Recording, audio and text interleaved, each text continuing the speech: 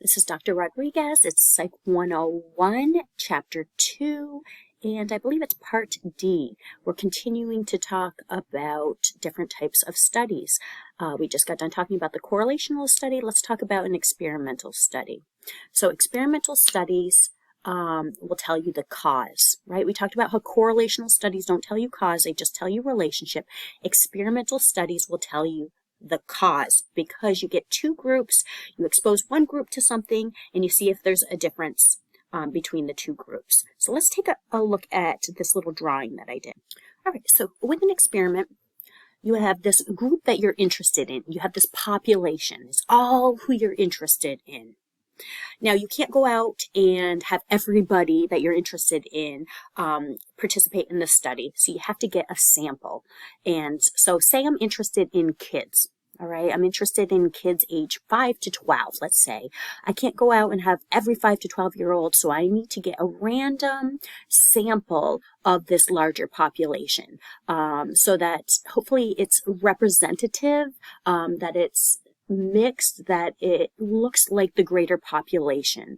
And if you go out and you kind of get it randomly, maybe pick every third 5 to 10-year-old on a list, alphabetical list of all kiddos that are 5 to 10 years old, including county schools. Pick out every third name, and they're going to be the people that are in your experiment. So hopefully, because it's just random selection like that, your sample, the group of people that are actually in the experiment, actually in the study, will look like that larger population. Okay, so you have this group of 5 to 12-year-old kids, and you're going to take that group and you're going to split them in half. Half are going to be in the experimental group, half are going to be in the control group. And you're going to do this randomly, all right? Randomly divide them into two groups. So really computers do this now. They'll make these groups and they'll divide it and they'll say, okay, these people go in this group and these people. But you can do it old-fashioned way and put all the names of all these kids in a hat and pick out, half of them will go to the experimental group, half go to the control. Now you have these two groups of kids, all right? The experimental group, you're going to expose them to the independent variable. In this case, let's say that the independent variable is violent media. I am curious if violent media causes kids to act out more aggressively. So you have this group of kids, and I'm going to expose them to the independent variable. I'm going to make them watch some shows that show violence, okay? A lot of maybe slapping, beating up, all right? And then you're going to have this other group maybe not watch any media, or maybe they watch, a more neutral type of media that doesn't show violence. Okay, and then after they get exposed to either the placebo or to the independent variable, the violent media, you're going to measure how they're different. You're going to measure the dependent variable. You're going to measure how they're different. So in this example, the dependent variable is aggressive behavior. You're interested in if aggressive behavior changes depending on violent media exposure. So maybe you let the kids go outside and play, and then you count the aggressive acts that they engage in, all right?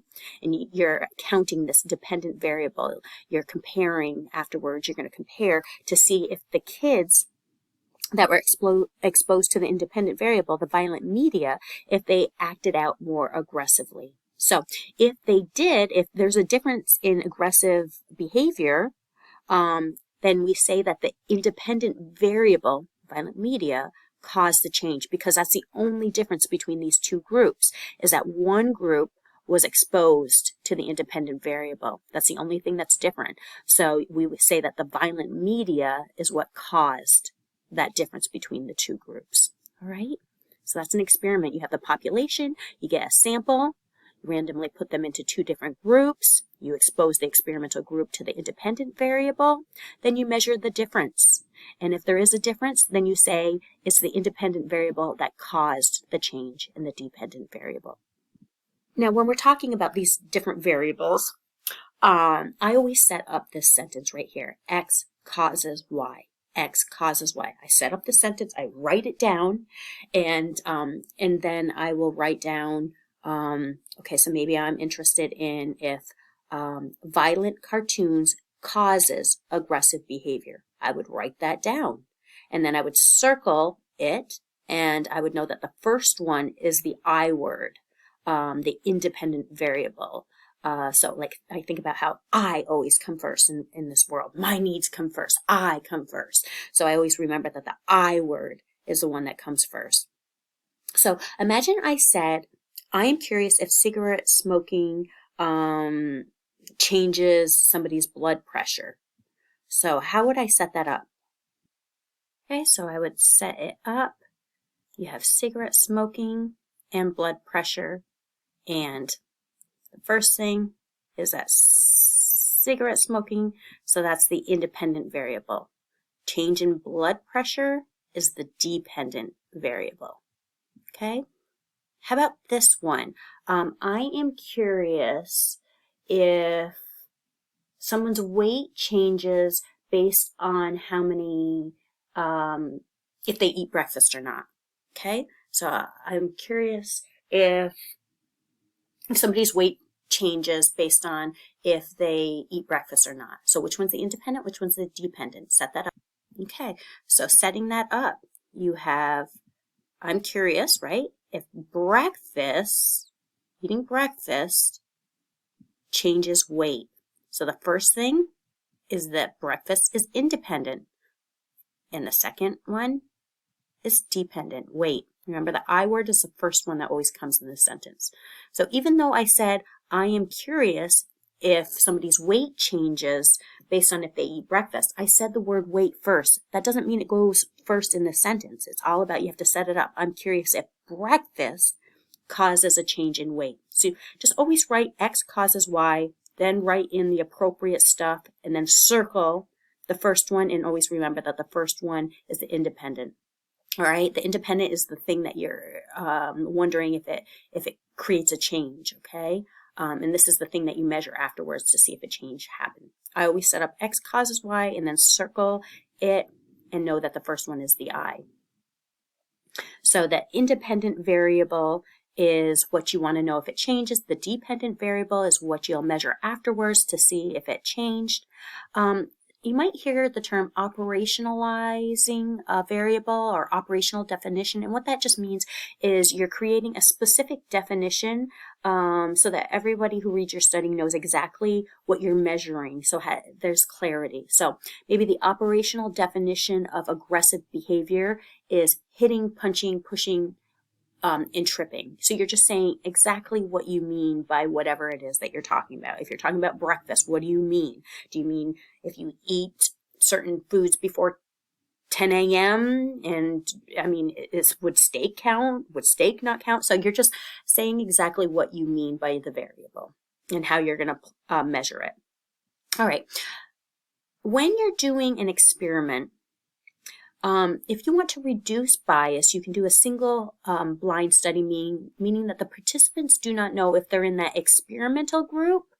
Remember this little picture here? So if the sample, when you split it up between the experimental group and the control group, if the sample doesn't know if they're in the experimental group or the control group, then that's called a single blind study, all right?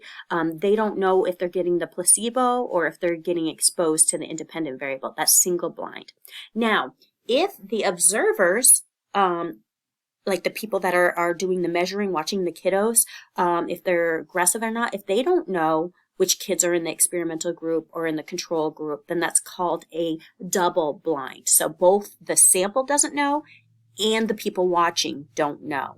And that reduces bias in experiments.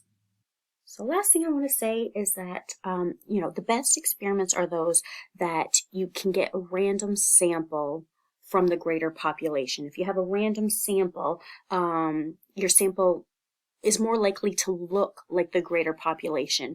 Therefore, you can generalize the results to the greater population. Now, also the best experiments are those that you do a random group assignment where you randomly put some people in the experimental group and some in the control group. Now, those are the best type of experiments because you have random assignment and random samples allow the groups to be representative as well as there's less bias in there. Now, sometimes that random sampling, random assignment is not possible. In those, when you don't do that, it's called a quasi-experimental design. So maybe instead of doing a random selection for the sample, you have more of a convenience sample, where you, instead of going out and randomly getting every third kid in Clinton County to be in your study, you go to Beekmantown Elementary and you go to Plattsburgh. Elementary, and you use certain classrooms that the teacher said that was fine for them to come in because they had an extra day available for the experimenters, to come in and use. Whereas other classrooms said, nope, sorry, you can't come in because I need to get through this chapter or whatever. So it's not really random sample because some people were excluded from the study. So it's more of a convenience sample. And sometimes you can't do a random assignment. Like maybe I'm interested in looking at the recidivism rates of inmates in the college program. Now, I can't go into the college program and say, okay, every other person in this prison are going to be in the college program, and we're going to look at if those that are in the college program, if they are less likely to come back to prison compared to those that were not in the college program. Now, you can't really do a random assignment, pick out just randomly who's going to be in the college program and who's not going to be. So who's going to be in the experimental, who's going to be in the control group, because we have certain rules for the college program that certain offenses are not allowed. If there were violent crimes, you aren't allowed. So it can't be random assignment into control or experimental groups because there are already groups there. There are already college programs in place that some students can't be in that. So anyways, the best experiments are those that have the random sample, that have the people that are in the study are randomly selected from the greater population and then put into a random group assignment where you can either be in the college program or not, in the experimental group or not.